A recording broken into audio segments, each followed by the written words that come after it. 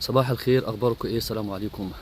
معاكم النهارده يوم جديد وقناتكم قناه المهاجر، فيديو صغير كده. معاكم عمر المهاجر.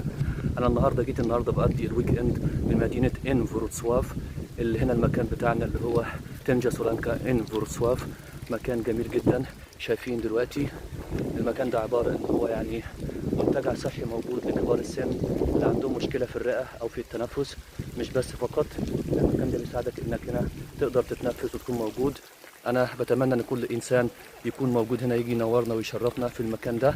المكان ده بجد هيعجبكم، وهتقدر انت هنا تستمتع بيوم جميل ما بين الخضره والجو هنا. وشايفين المايه من ورانا هنا بتنزل ازاي في المكان ده، وبتحاول انها تساعدك على التنفس وتستنشق هواء بعد عناء اكتر من شهر ونص. كان درجه الحراره فظيعه، بنموت. مع الف الف سلامه. معاكم عمر المهاجر. اشوفكم على خير ويوم سعيد ان شاء الله. مع الف الف سلامه. ما تنساش تشيروا ونعمل سبسكرايب.